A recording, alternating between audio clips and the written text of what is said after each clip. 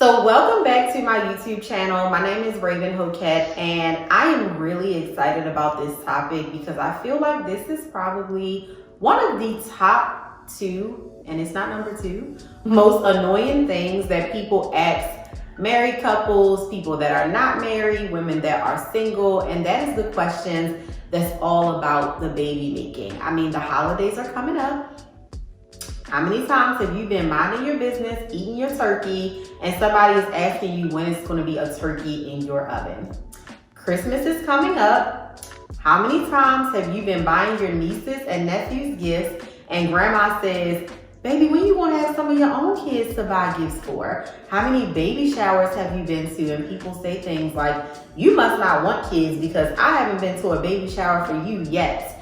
It is very annoying. It can be very uncomfortable. And honestly, it can be downright awkward just getting those types of questions because people never really know what's going on in your situation. There are people that may not want to have children yet because of something financially. There are people that might be dealing with infertility issues. There are people that may have been pregnant many of times, but unfortunately they might be suffering through different miscarriages. We just never really know what is going on with people. And something that I get a lot of times as a married woman that's also a mother, is people will say things like, well, y'all already have a child. Nobody could possibly be asking y'all about this. I know everybody knows that y'all obviously want kids because you have kids. Like, y'all are in the clear. But you'd be surprised at how you have the baby and the baby is like 5 minutes old and people are already asking you, when is the baby getting a sibling? Don't you think he's ready to be a big brother yet? Don't you think that your biological clock is ticking? Like, to me, the pressure kind of gets like even more overwhelming because people feel like you just need to be this baby making machine. And if you are not having kids, especially with our generation, right? Because we know how things worked with our parents' generation. Most of them kind of had their kids like really close together, but their lives were also very different. Most of them had that traditional 9 to 5, and most of them lived down the street from, their parents and down the street from 5 other aunties. And so it's very different than our generation because most of us as millennials, we are moving far, far away from home. We are living abroad and, all these type of different things. We're entrepreneurs. We have businesses. We're investors. How our lives look is very much different, in my opinion, than that of our parents' generation. So in this YouTube video today, I want to give you guys some quick tips for how to deal with those really, really tough, downright annoying questions about the baby making process. So I think one of the first things, number one, is you really want to, if you feel comfortable with this, some of y'all might not agree with this, but I think for me, I find that it makes settings being around my family so much easier if I mention the babies first. I don't wait for people to say, hey, when is baby number 2 coming? Are y'all working on getting a bun in the oven? I'm already mentioning things like, oh, when my son gets a sibling. Oh, when we have our next baby. I'm letting it be known in a very cool way, not an aggressive way, but I'm letting it be known we do want to have more kids. I'm also saying things like, when it's God's timing, because the same way that the first baby happened when it was God's timing, I'm like 100% sure that that is how the next baby and the next one and however many we have, I'm pretty sure that's how that one is going to happen. So I feel like it takes the pressure off me. I'm not walking into those situations with anxiety of, oh my gosh, is so-and-so going to ask me about, baby making again? Are they going to say, have we gotten started? Because I'm already mentioning it before someone else even asks me about it. So another tip with the tough baby making questions that I'm really excited to go over this one, because I think a lot of times when we think about the tough baby making conversations, we just think that it happens from outsiders. We think that it happens from the grandparents. We think that it happens from cousins and business associates and things like that. But we don't understand that sometimes the baby making conversations and questions can be really tough when we're talking to our significant other. Y'all, let me tell y'all a little bit about me.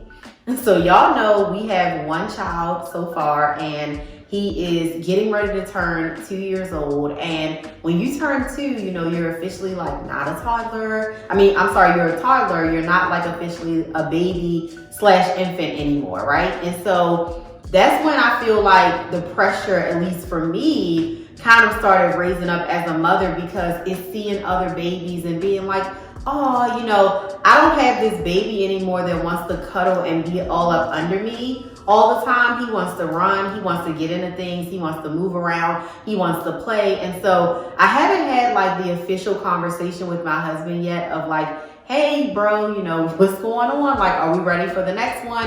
What's happening? But I've kind of like subliminally, drop like a little bit of like hints and stuff. And sometimes when you do that, you might not always get the response back from your partner that you think that you actually want to get. And I think for my husband, like I said, we haven't officially like talked about it just yet, but from what I'm picking up on with like how he responded when I mentioned it, I can probably say that I might be a tad bit more ready for baby number 2 than he is. And so the tip that I want to share for that, especially for my people that are married and you want to keep the peace, in the household, is respect your partner's thoughts and opinions about that as well. Because I know so many people that even though they are married, they feel like they're always with the kids. They're always doing stuff. They're married, but in a sense, they feel like they're single moms or they feel like they're single dads. And so that conversation with your partner, really asking them, hey, how do you feel about this? I feel like it's extremely important that we really respect their stand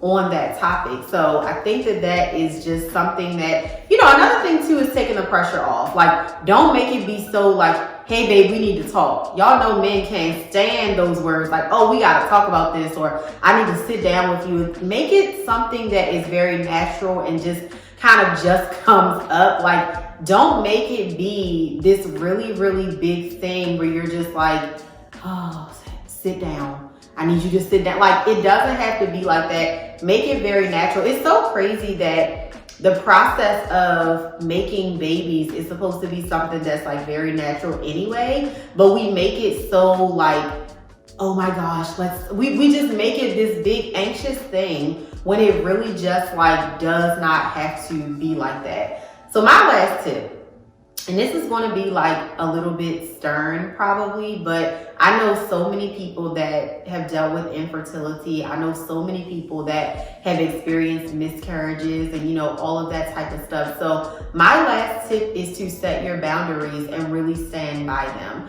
If you are that person that you're really going through a tough time, you may be experiencing infertility, you may have experienced some miscarriages. When you go to Thanksgiving dinner, before you put your turkey on your plate, before you sit down, let people know, don't ask me any questions about a baby. Baby making questions are off limits. We don't want to talk about that. We're going through some things. You don't have to be specific. You don't have to get into why you don't want to talk about it, but you and your uterus and your husband's reproductive system, that is y'all's personal business. It does not have to be the topic that everybody in your family is talking about as y'all are cutting turkey and passing around the stuffing and all that stuff. It doesn't have to go there. So let people know immediately. I really would appreciate if you would respect us and just not ask us questions about that. When we are ready to open up about our baby making journey, we will be so happy to share with y'all the process. We'll be so happy to talk to y'all, to open up a little bit more about what this experience has been like for us. But we just really aren't in a place right now that we feel really comfortable talking about that. So standing by those boundaries is so important. And y'all know I always have like a bonus.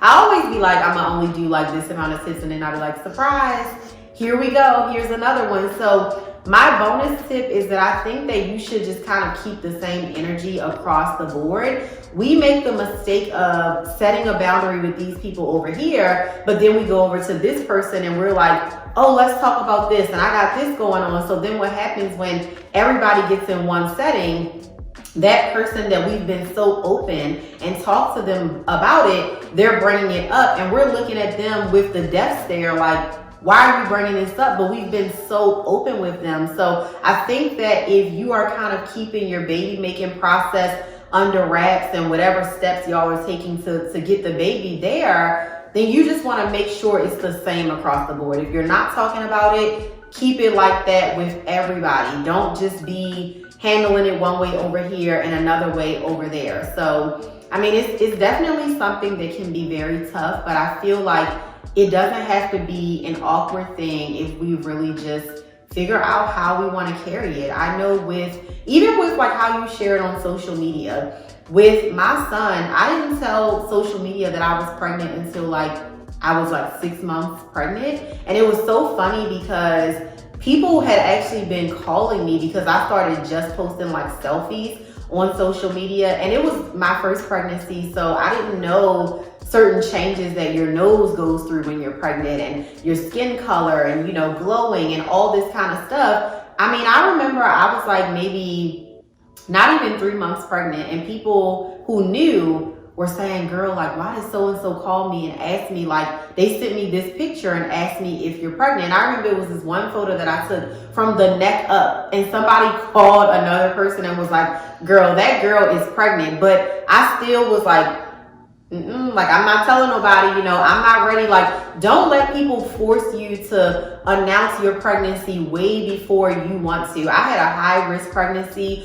I knew that we were blessed. I knew that God was going to make sure that everything was okay with my baby, but I just didn't feel comfortable announcing so soon, because I knew as soon as I did that, everybody would be like, oh, what's the gender? Oh, what's the name? Oh, what's this? And I just really, really enjoyed that time where it was just me and my husband and a few other really close friends and really close family members that knew, and people weren't asking me every day, oh, what are you and the baby eating every day? Or pressuring me to get on YouTube and post a video for every doctor's appointment and all that other stuff. Like, I really, really, really wanted to just enjoy my pregnancy. So the boundaries, y'all, like, I feel like I am like living proof of like just the joy that you can experience. I had enough stress over my pregnancy anyway because I had a high risk pregnancy. So being able to just be pregnant in peace, minding my business, not focus on nobody. I mean, I can remember when I was like 5 months pregnant, I posted a photo like sitting down. So y'all know my stomach is kind of like out here already at 5 months. And it was people in the comments like, oh, okay, you look a little juicy. And I'm like, yep, juicy, that's what it is. I'm still not telling nobody. I mean, belly was out to here and I'm just acting like everything is just, what it is and normal. So stand by whatever your beliefs are with how you want to operate. And I just want to say to you guys that are still praying and wishing and hoping, that I'm just like standing in agreement with you that God is going to open your womb. I cannot think of the scripture right now in the book of Psalms, but this is something that I really used to just like stand on when we first got married. And I knew like, I don't want my journey to becoming a parent to be something that is really difficult. I want to say it's like Psalms like 114:9 or 113:9 or something like that. But it talks about how God gives the barren woman a family and makes her the happy mother of children. And so I really, really stood on that. And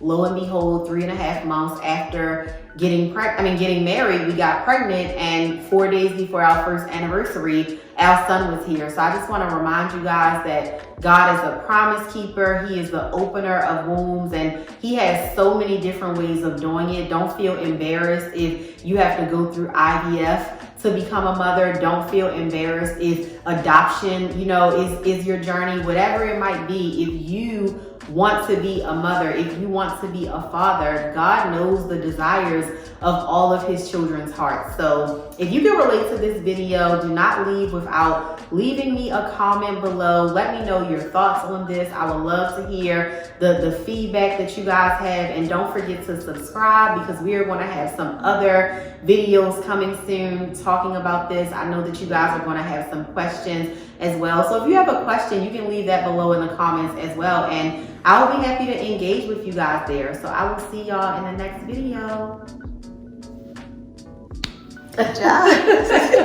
You were laughing. I was like, I'm trying not to laugh. Okay, a few follow-up questions. Okay. If you could choose before hubby, how soon would you have your next baby? feel like,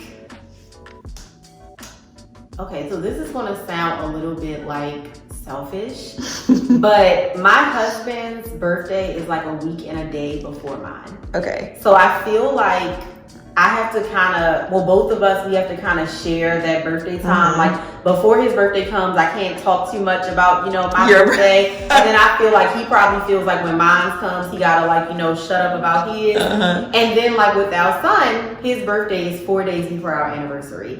So I really just would like, for whenever the next baby is going to come, that it would just be a time that is like, this is just this baby's time. Yeah. I mean, right now we're getting into like November. So if I was to conceive right now, that would be like around the time of our birthday. Okay. So I'm like, if we could kind of do maybe like a September, baby, even like a January, like I would be like really open to that. Outside of that, I feel like once our son is like fully potty trained, it's kind of like any man's game.